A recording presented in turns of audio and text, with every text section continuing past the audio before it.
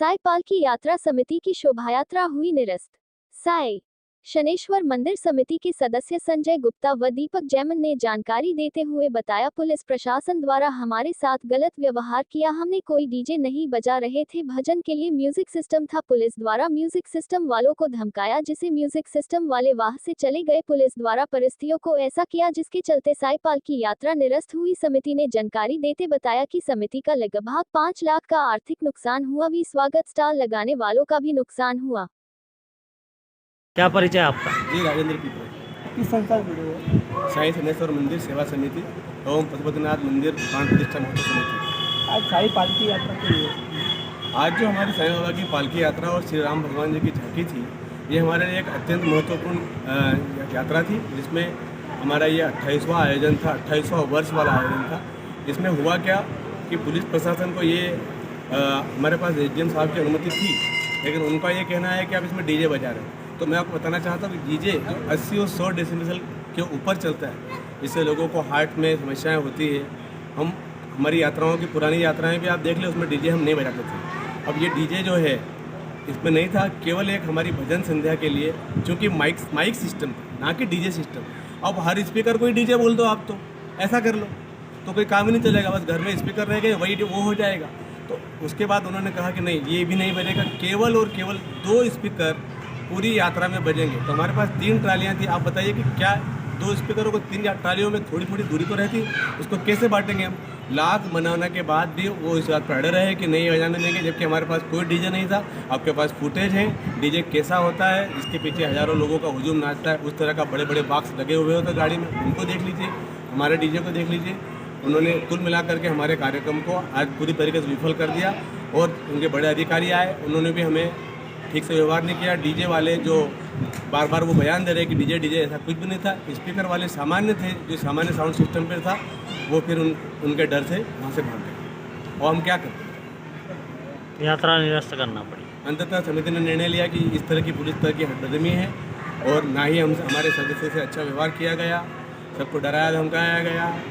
इसीलिए तो डीजे वाले बार बार जो बयान दे रहे थे वो उसके लिए अपशब्द का इस्तेमाल भी किया उन्होंने 1-2 बार। आप हमारे पास फुटेज से देख सकते हैं। तो बिना साउंड सिस्टम के तो यात्रा निकालने का उद्देश्य था ही नहीं, इसलिए हमने निरस्त करना ही उचित समझा। क्या परिचय आपका? संजय गुप्ता, साई शनेश्वर समिति का उपाध्यक्ष हूँ मैं कार्यक्रम का। आज ये साई पालकी यात्रा निरस्त हुई है, क्या कहेंगे? आज जो भी हुआ है वो बहुत गलत हुआ है। आज तक के बड़वानी के इतिहास में कभी भी इतना बड़ा धार्मिक आयोजन और वो कैंसल हुआ, ये बड़ा दुख है और पूरे शहर में इसके प्रति आक्रोश है। क्या कहूँगे, विवाद की स्थिति भी बनी थी। मामला डीजे वाला था और बड़वानी साई समिति ने डीजे का कहीं इस्तेमाल नहीं किया था। हमारे पास कार्यक्रम की माननीय एसडीएम साहब के द्वारा परमिशन थी, क्योंकि अभी मुझे मीडिया के माध्यम से पता चला है कि बड़े अधिकारी द्वारा कहा जा रहा है कि कार्यक्रम में डीजे बजाए जा रहे थे। ऐसा कुछ भी नहीं है। मैं उनकी इस बात का खंडन करना चाहता हूँ पूरी तरह से। केवल साउंड सिस्टम था, वो भी नृत्य और भजन का साउंड सिस्टम था, बाकी ऐसा डीजे का कोई उपयोग नहीं किया गया था।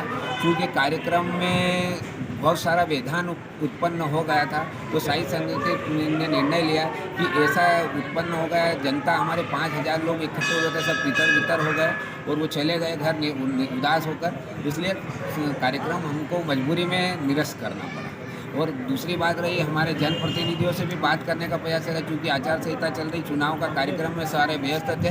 उसके बाद भी हमने माननीय को कहा कि हमारे जनप्रतिनिधि तो बड़े अधिकारी द्वारा बताया गया है कि भैया और भाभी या क्या कर लेंगे, हम जो कहेंगे वो होगा, ऐसे शब्दों का इस्तेमाल करा, जिससे हमारे दिल को आघात पहुँची है। और हमारी साई समिति इसका पुरजोर विरोध करती है। ऐसे शब्दों का उपयोग कभी भी किसी भी अधिकारी ने नहीं करना चाहिए।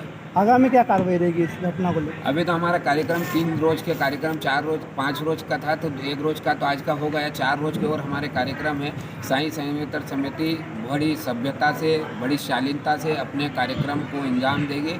हमारा किसी भी प्रकार का किसी भी प्रशासन से कोई विरोध नहीं, पर इस चीज़ का विरोध है कि ये जो हमला हुआ है, ये सनातन संस्कृति और सकल हिंदू समाज पर हमला है।